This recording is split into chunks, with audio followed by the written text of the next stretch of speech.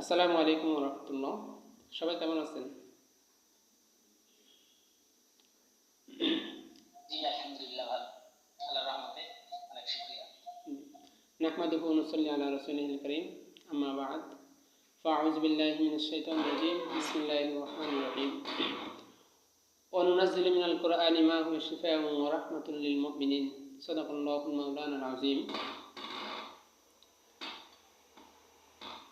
তো মুহতারাম হযরত এবং সম্মানিত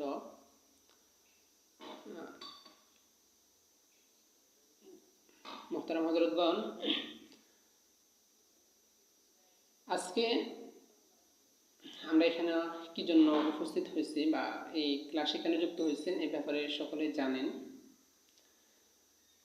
আমাদের এই কোর্সটা হলো রুকিয়া এবং তদবির কোর্স।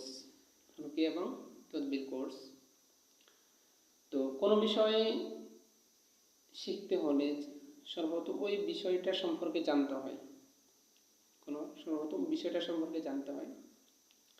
যদি না জানেন তাহলে অনেক সমস্যা হয়ে যায়। যেমন আমি উদাহরণ হিসেবে যদি বলি, আপনি দুধ খাইবেন। এখন দুধটা কীরকম? দুধ হলো সাদা। আপনি যদি এটা না জানেন, আপনাকে একজন এক গ্লাস পানি আনলো, এনে বললো ভাই এটা দুধ, এটা খাও।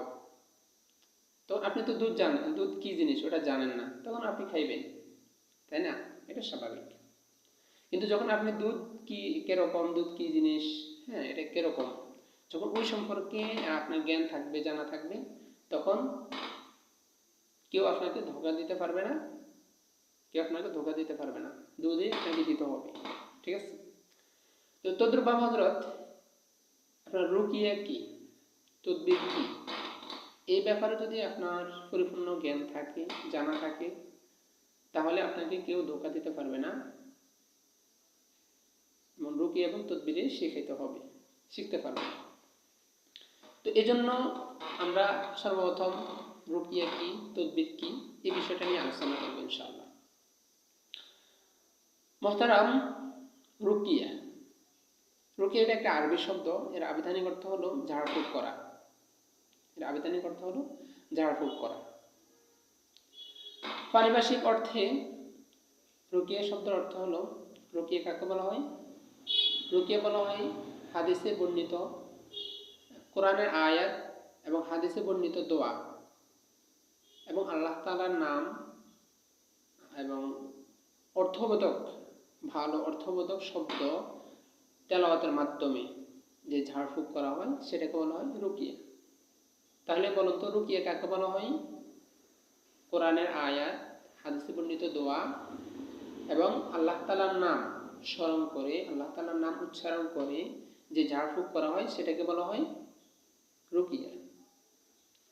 বিষয়টা বুঝতে পারছেন সবাই? আর তদবির কি? তদবির শব্দের অর্থ, তদবির এটা একটা আরবি শব্দ। তদবিরও আরবি শব্দ। এটা বাবে তাফিল থেকে। এর আবিধানিক অর্থ হলো পরিকল্পনা করা, ব্যবস্থা নেওয়া। আর পারিভাষিক অর্থে তদবির বলতে বোঝায়, তদবির বোঝায় বিশেষ সমস্যার বিশেষ ব্যবস্থা নেওয়া কোরআন সুন্নাহ সম্মত উপায়ে। তাহলে তদবির কাকে বলা হয়? কোরআন সম্মত উপায়ে, কোরআন সুন্নাহর আলোকে বিশেষ সমস্যার বিশেষ ব্যবস্থা নেওয়াকে তদবির বলা হয়। আজকে আমি একটা ভিডিও দিয়েছিলাম, আপনারা হয়তো অনেকে দেখছেন। ওখানে এই বিষয়টা আমি একটু বিস্তারিত করে বলছিলাম যে বিশেষ সমস্যা কীরকম, বিশেষ চিকিৎসাটা কীরকম। তারপর আমি আরও দুই একটা উদাহরণ দিয়ে বলি। মুহতারাম হযরত, আপনার মাথা ব্যথা, এখন এটার জন্য কি ঝাড়ফুঁক করবেন? এটা কি কোরআনের কথা উল্লেখ করা আছে যে এই আয়াত দিয়ে আপনি যদি মাথা ব্যথা হয় ঝাড়ফুঁক করবেন? এটি উল্লেখ আছে? নেই। ওই এই যে একটা বিশেষ সমস্যা, এই বিশেষ সমস্যার একটা বিশেষ পদ্ধতি অবলম্বন করা বা ব্যবস্থা নেওয়াকেই বলা হয় তদবির। তদবির এরকম নয় যে এটা আসমান থেকে নাজিল হচ্ছে বা জমিনের নিচ থেকে উৎপন্ন হয়েছে, এরকম নয়। ওটা কোরআনের মধ্যে রিসার্চ করে বের করা হয়েছে। তাহলে হযরত রুকিয়া কাকে বলা হয়, তদবির কাকে বলা হয়, এই বিষয়টা আপনারা সবাই বুঝতে পারছেন? রিপ্লাই দিবেন, বুঝতে পারছেন?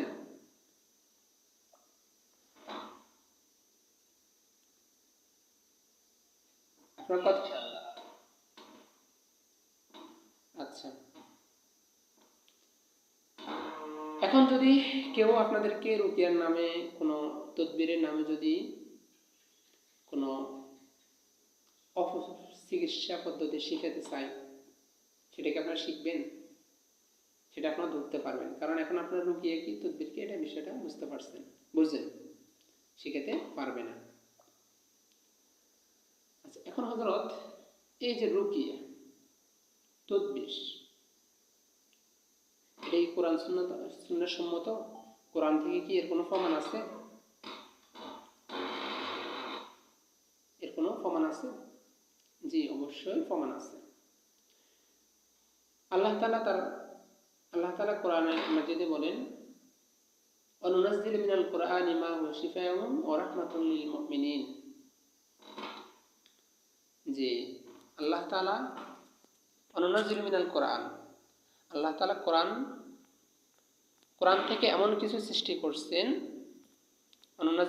অনুনাজ্জিলু মিনাল কুরআনি, আল্লাহ তাআলা কোরআন থেকে এমন কিছু অবতীর্ণ করছেন, নাজিল করছেন, মা হুয়া শিফাউন, যেটা শিফাউন ওয়া রাহমাতুল লিল মুমিনিন, যেটা মুমিনদের জন্য শেফা এবং রহমত, মুমিনদের জন্য শেফা এবং রহমত।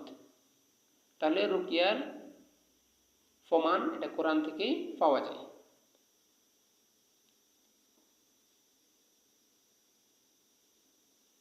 আর অনেকে আপনাদেরকে বলবে, যারা অনেকে আছে, অনেক আল্লাহর বান্দা আছে যারা জিন জাদু বিশ্বাস করে না, তারা আপনাদেরকে বলবে যে কোরআন কি তোমার জিন জাদু চিকিৎসা করার জন্য আসছে?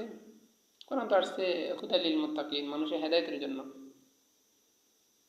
অনেকে এরকম কথা বলে যে কোরআন কি জিন জাদু চিকিৎসা করার জন্য আসছে? কোরআন তো আসছে হুদাল লিল মুত্তাকিন, মানুষের হেদায়েতের জন্য। তো তাদেরকে এই আয়াতটা শুনিয়ে দিবেন যে অনুনাজ্জিলু মিনাল কুরআনি মা হুয়া শিফাউন ওয়া রাহমাতুল লিল মুমিনিন। আর অর্থাৎ কোরআন এটা আল্লাহ তাআলা মানুষের জন্য সৃষ্টি করেছেন শেফা হিসাবে। এবং কেমন শেফা? যে এটা শেফাউ মারজিল বদন, আমাদের যে শারীরিক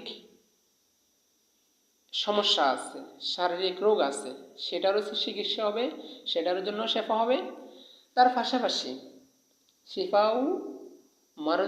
শেফাউ মারজিল বদন, মারজিল কলব, মানে আমাদের অন্তর, আমাদের আত্মিক যে রোগ আছে সেই রোগেরও চিকিৎসা, এবং শারীরিক যে রোগ আছে ওই রোগেরও চিকিৎসা। এটা ইস্তেহাঙ্কাল পাত্র বেদে এবং কোরআনের তরজমা তুলতে হবে এমনভাবে যাতে করে সেখানে আর কোনো ইশকাল থাকে না, কেউ যাতে ওটা নিয়ে আর কোনো ইশকাল না করতে পারে, এমনভাবে কোরআনের তরজমা করতে হবে। এ ব্যাপারে আমার ওস্তাদ, আমার হাটহাজারীর শেখুল হাদিস আল্লামা শেখ আহমদ সাহেব হুজুর বলতেন যে, দাওরার বছর বলছিলেন যে কোরআনের তরজমা করতে হবে এমনভাবে, এই কথাটাই হুজুর বলছিল যে কোরআনের তরজমা করতে হবে এমনভাবে যাতে সেখানে কোনো ইশকাল করার সুযোগ না থাকে, এবং উদাহরণ হিসেবে উনি হযরত বলছিলেন, আমার এখন মনে আছে যে আল্লাহ তাআলা বলছেন 4টা বিষয়ের ব্যাপার, 5টা বিষয়ের ব্যাপার কেউ জানে না। তার মধ্যে একটা আছে যে মায়ের গর্ভে, মায়ের রেহেমে কি আছে এটা কেউ জানে না, কি আছে এটা কেউ জানে না। তো এখন তো আধুনিক জামানা, এখন আপনার সন্তান গর্ভে আসলে কিছুদিন পরে ওটা পরীক্ষা নিরীক্ষার মাধ্যমে জানা যায় যে কি ওটা ছেলে হবে নাকি মেয়ে হবে এটা জানে, এটা জানা যায়। তার মানে কি আল্লাহর কালাম মিথ্যা? না, আল্লাহর কালাম মিথ্যা নয়। কোরআনের তরজমা আপনি যে যে তরজমা তুলছেন ওটা তুলতে ভুল করছেন। ঠিক আছে হজরত, কোরআন হজরত বলছিলেন যে এটার অর্থ হলো এই যে মায়ের গর্ভে যে সন্তান আছে এটাকে ছেলে হবে মেয়ে হবে এটা নয়, বরং গর্ভে যে সন্তান আছে সে কি নেককার হবে নাকি বদকার হবে, সে কি আলেম হবে নাকি জাহেল হবে, সে কি মা বাবা ভক্ত হবে নাকি মা বাবাকে বৃদ্ধাশ্রমে দিয়ে আসবে, এরকম সন্তান হবে, কুলাঙ্গার হবে, কিরকম হবে এই ব্যাপারে কেউ জানে না। তো তাহলে হযরত আমরা কি জানতে পারলাম? আল্লাহ তাআলা কোরআন নাযিল করেছেন আমাদের শেফার জন্য। এটা যে বাবা আমাদের আত্মিক বা আধ্যাত্মিক চিকিৎসা শেফা, ঠিক তদ্রূপভাবে আমাদের বদন বা শারীরিক সমস্যারও রোগেরও চিকিৎসা হবে। এবং তদবিরের প্রমাণ আল্লাহ তাআলা বলেন উদউনি আস্তাজিব লাকুম, তোমরা আমাকে ডাকো আমি তোমাদের ডাকে সাড়া দিব। যে আমরা যারা তদবির করি বা আমরা যারা মোদাব্বির আছি তারা, এখানে হয়তো অনেক মোদাব্বির থাকতে পারেন, একটা আয়াত পড়ার পূর্বে আল্লাহর কাছে সাহায্য চাই, আল্লাহ আমি এটা করতে চাচ্ছি তুমি আমাকে সাহায্য করো। ওই আয়াত পড়ছে শেষে আবার সাহায্য চাই যে আল্লাহ তুমি আমাকে সাহায্য করো। মানে প্রতিটা মুহূর্তে আল্লাহ তাআলার সাহায্য চেয়েই আমরা কি করি, কাজ করে থাকি। তো তাহলে তদবির কারে কয়? তদবির এবং রুকিয়া উভয়টার প্রমাণ কোরআন থেকে পেলেন। অনেকেই এই জায়গায় একটা ভুল করে, সেটা হলো বিশেষ করে যারা রাকি আছেন তারা মোদাব্বিরদেরকে গালি দেয় যে মোদাব্বির যারা আছে এরা কবিরাজ। না, কবিরাজ হলো যারা তন্ত্র মন্ত্র দিয়ে কাজ করে এক, আর কবিরাজ বলতে বোঝাই যারা ওই যে গাছলা দিয়ে যে ঔষধ তৈরি করে তাদেরকে কবিরাজ বোঝায়। কিন্তু মোদাব্বিররা দুইটার একটার মধ্যেও নেই, তাহলে তারা কবিরাজ নয়, তারা হলো কোরআনী চিকিৎসক, কোরআন দিয়ে কাজ করে। তো যাই হোক হযরত, তাহলে রুকিয়া কাকে বলা হয়, রুকিয়া তদবির কাকে বলা হয় এই বিষয়টা আপনারা বুঝতে পারলেন। এবং রুকিয়ার প্রমাণ তদবিরের প্রমাণ কোরআন থেকে পেলেন। হাদিস থেকে প্রমাণ, হাদিস থেকে সবচেয়ে বড় প্রমাণ যেটা সেটা হলো রাসূল সাল্লাল্লাহু আলাইহি সাল্লামকে যখন জাদু করা হয়েছিল তখন সূরা নাস এবং সূরা ফালাক এবং সূরা নাস নাজিল হয়েছিল কি জন্য? রাসূল সাল্লাল্লাহু আলাইহি সাল্লামের ওই চিকিৎসার জন্য, যেটা সূরা নাসের শান নজুলের মধ্যে আপনারা পেয়ে যাবেন। এবং এছাড়াও আরো অনেক প্রমাণ পাওয়া যায়, যেমন আয়েশা সিদ্দিকা রাদিয়াল্লাহু আনহা বলতেন যে আমাদের মধ্যে যদি কারো কোনো সমস্যা হইতো তখন রাসূল সাল্লাল্লাহু আলাইহি সাল্লাম কি করতেন, কোরআন দিয়ে ঝাড়ফুঁক করার নির্দেশ করতেন, বলতেন। এখন হযরত এই রুকিয়া বা এই তদবির আমরা কেন শিখবো, কি কারণে শিখবো? দুনিয়াতে আমরা যাই কিছু করি না কেন সবকিছু মধ্যে একটা উদ্দেশ্য থাকে, লক্ষ্য উদ্দেশ্য অবশ্যই থাকতে হয়। উদ্দেশ্য কার থাকে না? যার মেন্টালি সমস্যা তার কি উদ্দেশ্য থাকে না? তো আপনারা যারা তদবির শিখবেন আপনাদের একটা উদ্দেশ্য সামনে রেখেই শিখতে হবে, শিখবেন। তো যারা তদবির শিখবেন তারা তিনটা উদ্দেশ্যকে সামনে রেখে শিখবেন, বিশেষ করে তিনটা উদ্দেশ্যকে সামনে রেখে শিখবেন। একটা উদ্দেশ্য হলো যে সর্বপ্রথম আমাদের উদ্দেশ্য থাকতে হবে যে আমরা মানুষকে কুফরি থেকে রক্ষা করব, আমরা মানুষকে কুফরি থেকে রক্ষা করব। আলহামদুলিল্লাহ এটা আমরা অনেকটা সাকসেস হচ্ছি। এখন আমাদের দেশের প্রায় প্রতিটা গ্রামে, গড় বললেও আমার মনে হয় ভুল হবে না, আচ্ছা আমরা গ্রাম বলি, প্রতিটা গ্রামে প্রতিটা এলাকাতে মোদাব্বির আছে, কোরআনী চিকিৎসক আছে। আলহামদুলিল্লাহ। এখন ওই যে যারা কবিরাজি করতে আগে ওরা এখন ওদের খানা নেই, ওদের খানাও ঠিক আছে, ঠিক আছে। তো এক নম্বরে আমাদের উদ্দেশ্য কি থাকতে হবে যে আমরা মানুষকে কুফরি থেকে রক্ষা করব। আর যারা তন্ত্রমন্ত্র দিয়ে কাজ করে মানুষকে আমরা তাদের কাছে পাঠাবো না। তবে মানুষের একটা সমস্যা, সেটা হলো যে তাদের আকীদার বিশ্বাস। আপনারা খেয়াল করেন, আমার কথাগুলো মিলাইবেন। মানুষের আকীদা বিশ্বাস হলো যারা কবিরাজি করে তারাই মূলত আপনার জিন জাদুর চিকিৎসা করতে পারে বা অন্যান্য যে সমস্যাগুলো আছে এগুলো চিকিৎসা করতে পারে। কোরআন দিয়ে এগুলো সম্ভব না। অনেকের বিশ্বাস এরকম, কোরআন দিয়ে সম্ভব না। তো আপনারা আসলে সবাই তো অংশগ্রহণ করবেন না, আবার অনেক জায়গায় চিকিৎসা কোর্স করছেন বা এই ব্যাপারে অনেক মুদাব্বির আছেন। আপনাদেরকে একটু স্মরণ করে দিই, যাদের এরকম বিশ্বাস যে এটা কুফরি চিকিৎসা করলে যে সুস্থ হবে, ওই রকম রোগীর কাছেও যাবেন না। আপনি হাজার চেষ্টা করলেও ওদের ওরা সুস্থ হবে না, ওরকম রোগী সুস্থ হবে না। কারণ যে তাদের বিশ্বাস। যাই হোক, তো আমাদের 1 নম্বর উদ্দেশ্য হলো মানুষকে কুফরি থেকে রক্ষা করা।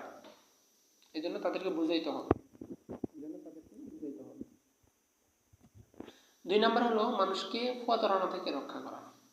মানুষকে প্রতারণা থেকে রক্ষা করা এবং সঠিক চিকিৎসা বাঁচিয়ে রাখা। কেমন প্রতারণা?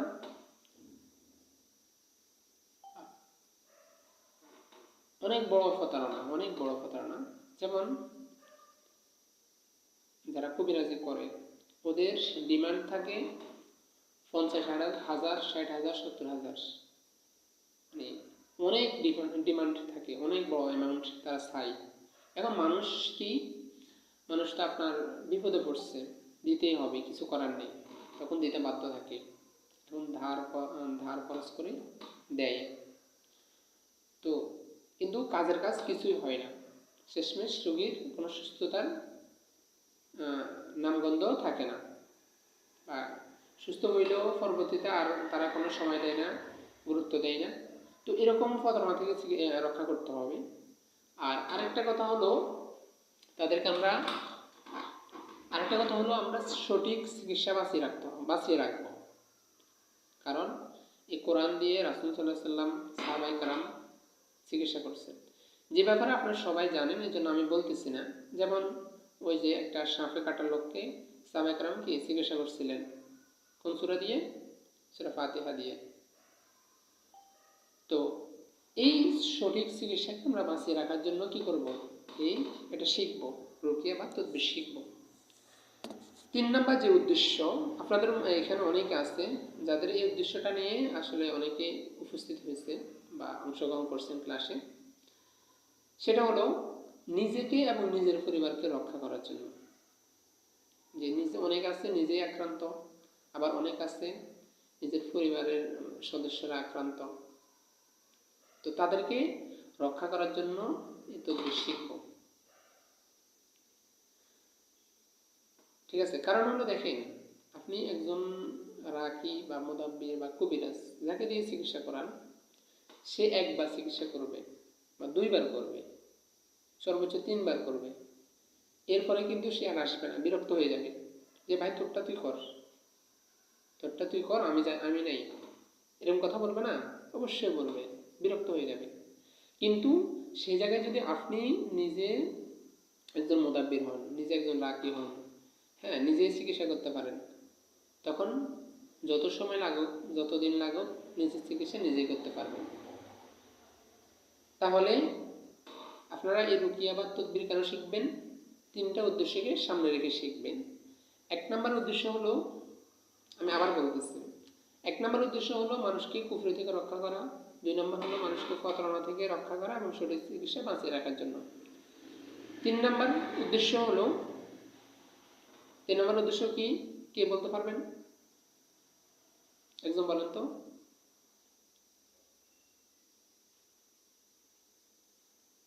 একজন বলেন। এখানে একজন ডাক্তার সাহেবকে দেখছিলাম, উনি আছে?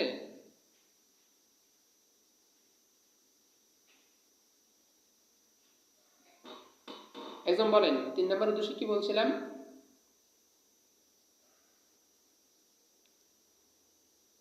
একজন বলেন।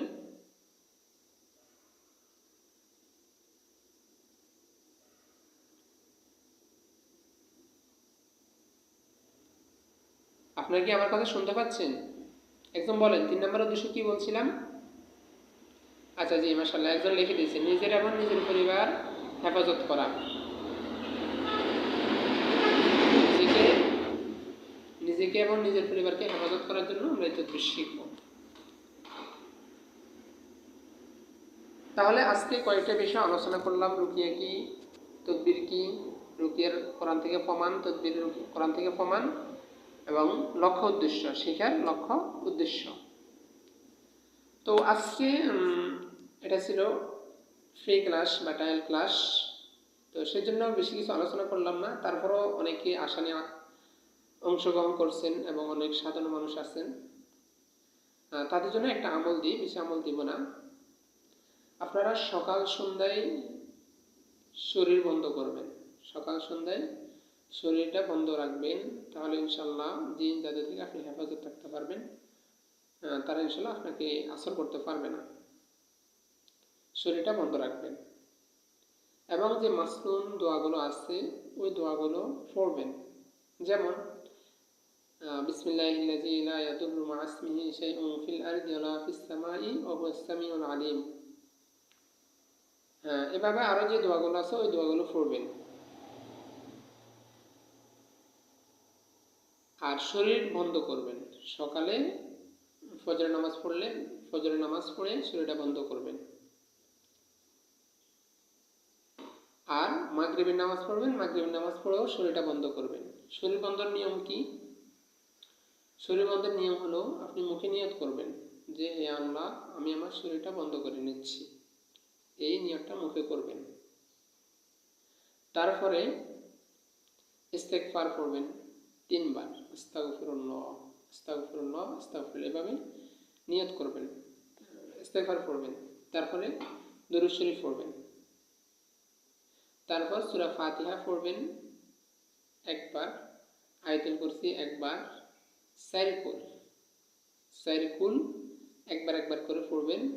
পড়ার পরে আবার দরুদ শরীফ একবার পড়বেন, পড়ে হাতে ফু দিবেন, হাতে ফু দিয়ে সারা শরীর মাসা করে নেবেন। তাহলে ইনশাআল্লাহ আপনার শরীরটা বন্ধ হয়ে যাবে, আর কোনো অপশক্তি আপনাকে স্পর্শ করতে পারবে না, আপনার দিকে নজর করতে পারবে না, আপনাকে আসর করতে পারবে না। ঠিক আছে, সবাই বুঝতে পারছেন বিষয়টা? তাহলে আজকে কয়েকটা আমল দিই। 1, 5 ওয়াক্ত নামাজ পড়বেন। 2, মাসনুন সকাল সন্ধ্যার যে মাসনুন দোয়াগুলো আছে ওগুলো পড়বেন। 3, নিজের শরীরটা বন্ধ করবেন। এই 3টা আমল করবেন। তো ইনশাআল্লাহ আল্লাহ তাআলা আপনাদেরকে শয়তানের অপশক্তি থেকে বা জিন জাতির আসর থেকে, অনিষ্ট থেকে এবং সমস্ত প্রাণীর অনিষ্ট থেকে আল্লাহ তাআলা আপনাদেরকে হেফাজত করবেন। তো ঠিক আছে, আজকে এই পর্যন্তই ক্লাস ছিল। এখন আপনাদের মধ্যে কারোর কোনো প্রশ্ন থাকলে জিজ্ঞাসা করবেন। হ্যাঁ, এই যে একটা হ্যান্ড রাইট আছে দেখেন, ওটা কেউ কথা বলতে চাইলে ওটা করেন, হাত উঠান, হাত উঠাবেন। হাতের মতো একটা চিহ্ন আছে দেখেন,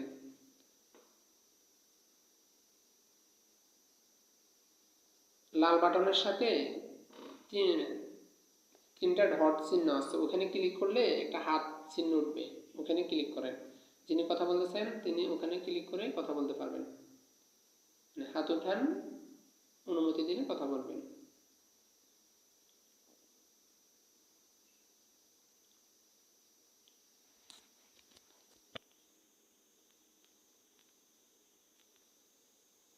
আপনাদের কারো কোনো প্রশ্ন আছে?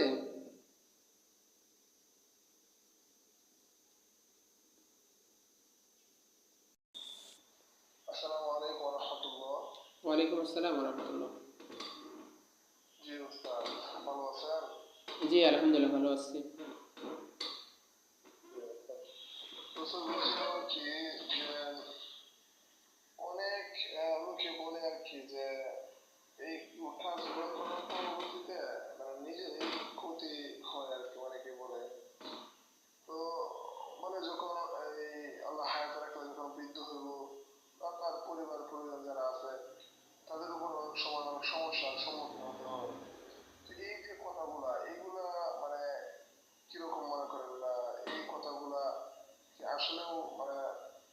বাস্তব কিনা এগুলো মূলত, এই কাজ করার পরবর্তীতে এগুলো একটা আসর নিজের উপর আসে, পাশাপাশি পরিবার পরিবারের উপর আসে। এই যে কথাগুলো প্রকৃতিতে অনেকেই হয়তো শুনে থাকবেন, হয়তো এখানে যারা আছেন। তো স্যার এই বিষয়টা আর কি আপনার দৃষ্টিতে কিরকম এই কথাগুলা? জি উস্তাদ। জি ধন্যবাদ। আপনি সবার প্রশ্ন থেকে একটা প্রশ্ন করলেন, ঠিক আছে। আচ্ছা, এটা খুব ভালো। এটা আসলে যে প্রশ্নটা করলেন ওটা খুবই প্রাচীন, খুবই পুরাতন। আমার মনে হয় মানুষ সৃষ্টির আগের থেকে এই প্রশ্নটা। আচ্ছা, যাই হোক। হ্যাঁ, আপনি যেটা বললেন যে যদি আমরা এগুলো শিখি, আমরা এগুলো চিকিৎসা করি, তাহলে যুবক থাকলে বয়স থাকতে হয়তো কোনো কিছু করতে পারে না, কিন্তু মৃত্যু হলে নিজের ক্ষতি করে, নিজের পরিবারের ক্ষতি করে, এরকম হয় কিনা। দেখেন, এটার আমি দুইটা উত্তর দিব। এটা হলো তাসলিমি উত্তর, আমরা স্বীকার করছি।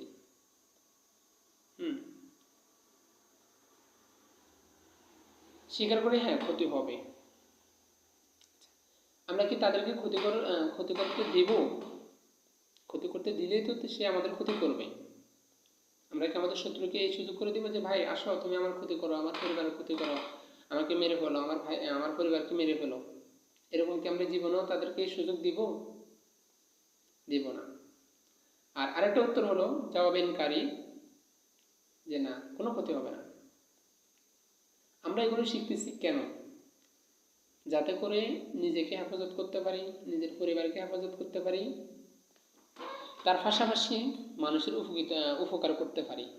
এই জন্যই তো শেখা। তো যেটা আমাদের উপকারের জন্য শিখতেছি, সেখানে আমাদের ক্ষতি হবে কেন?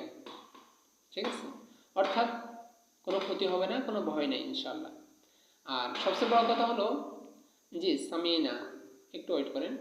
সবচেয়ে বড় কথা হলো, আপনি যাদের থেকে কথাগুলো শুনছেন, হয়তো তারা কবিরাজ, ঠিক আছে, তারা কবিরাজ, অথবা তারা সাধারণ মানুষ। এই দুই শ্রেণীর মানুষ থেকে আপনারা শুনতে পারেন।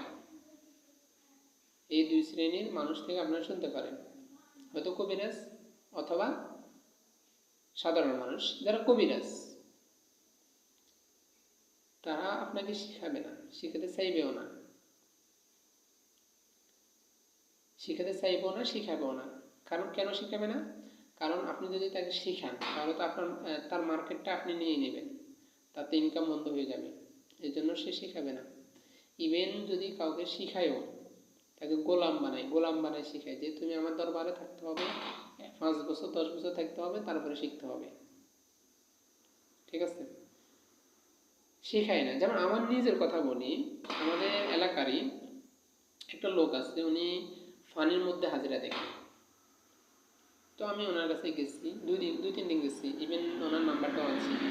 প্রথম দিন যখন গেলাম, যে কেমন আছেন খোঁজ খবর জিজ্ঞাসা করলাম, তারপরে বললাম যে আপনি ফানির মধ্যে হাজিরাটা দেখেন, তো আপনার ব্যাপার অনেক শুনছি আমি, তো আমাকে এটা একটু শিখাই দিন। তো উনি আমার বললো, দেখেন আমার ওস্তাদের অনুমতি নেই, আমি ওনার থেকে অনুমতি নিই, তারপরে শেখাবো। তো ঠিক আছে, আমি ওনার নাম্বারটা নিয়ে আসছি। তো ওনার ওস্তাদ থেকে উনি অনুমতি দিছে যে হ্যাঁ শিখান, কোনো সমস্যা নেই।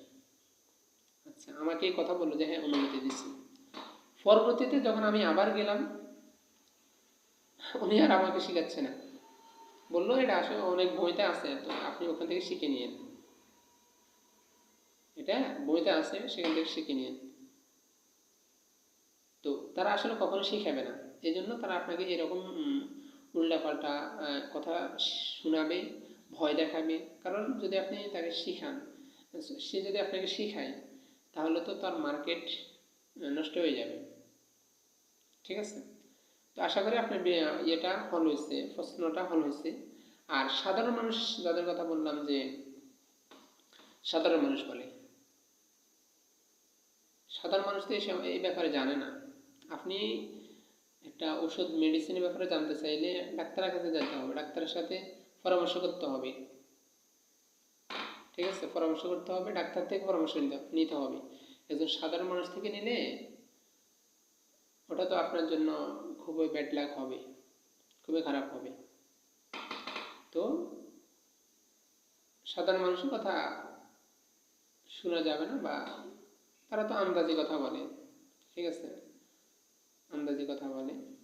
ধরেন আপনার ওই যে আমাদের পশু পাখির ওষুধ খেয়ে তো অনেক মানুষ মারা যায়, কীটনাশক, হ্যাঁ, পোকামাকড়ের ওষুধ খেয়ে তো অনেক মানুষ মারা যায়। তো ওটা তো এক ধরনের ওষুধ। এখন কেউ যদি এই গুজব উঠায় যে ওষুধ খেলে মানুষ মারা যাবে, ওষুধ খাওয়া যাবে না, আপনি ওটা বিশ্বাস করবেন? নাকি বাস্তবতা দেখবেন এবং হচ্ছে যারা বিশেষজ্ঞ তাদের তাদের তাদের মতামত নেবেন, তাদের মতামত জানবেন? তো আশা করি আপনার আপনার মাসালাটা বা আপনার প্রশ্নটা হল হয়েছে, আপনার প্রশ্নের উত্তর আপনি পেয়েছেন।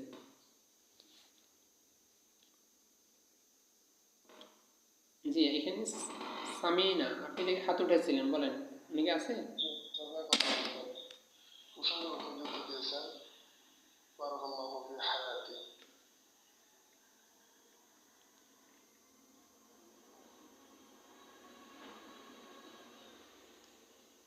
সামিনা, উনি দেখছে হাত উঠেছে। আর কার হাত উঠানো আছে? বলেন, আর কেউ কোনো কিছু জানতে চাইলে বলেন, জিজ্ঞাসা করেন।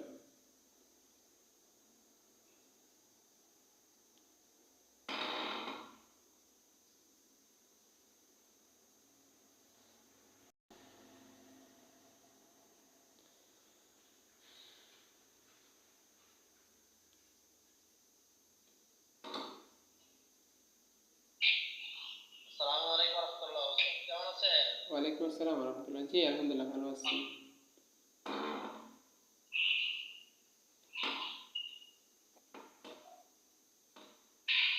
রোগীদের বিষয়ে কথা বলা যাবে?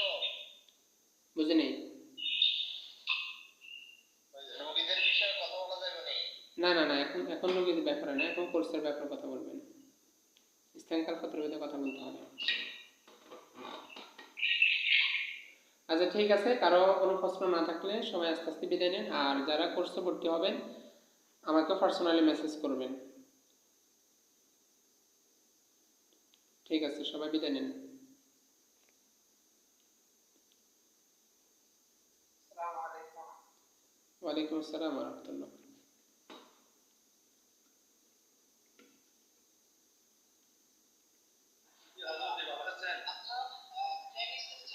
জি আলহামদুলিল্লাহ, ভালো আছি।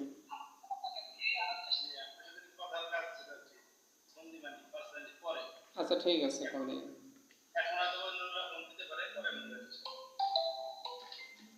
কল দেওয়া শুরু করছে অলরেডি।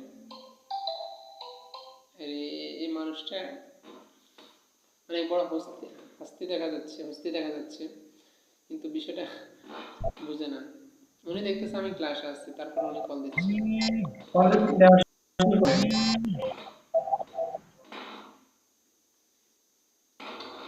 ঠিক আছে, সবাই বিদায় নেন। ওয়ালাইকুম আসসালাম, বলেন। রুহুল আমিন।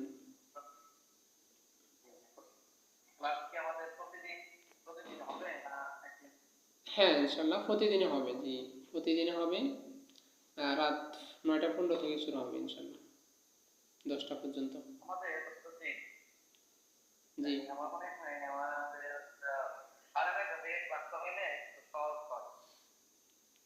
12টা 1টা দিয়ে আপনার জন্য সহজ হবে, অন্য মানুষের জন্য তো সহজ হবে না।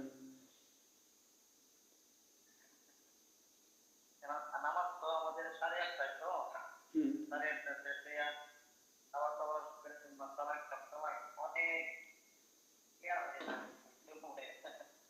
বুঝতে পারছি না, শুনে না, সবার বুঝতে পারছি, সবার মতামত নিয়ে সর্বোচ্চ 9:30টা করা যায়। সবার মতামত নিয়ে সর্বোচ্চ 9:30টা করা যাবে, বুঝতে পারছেন?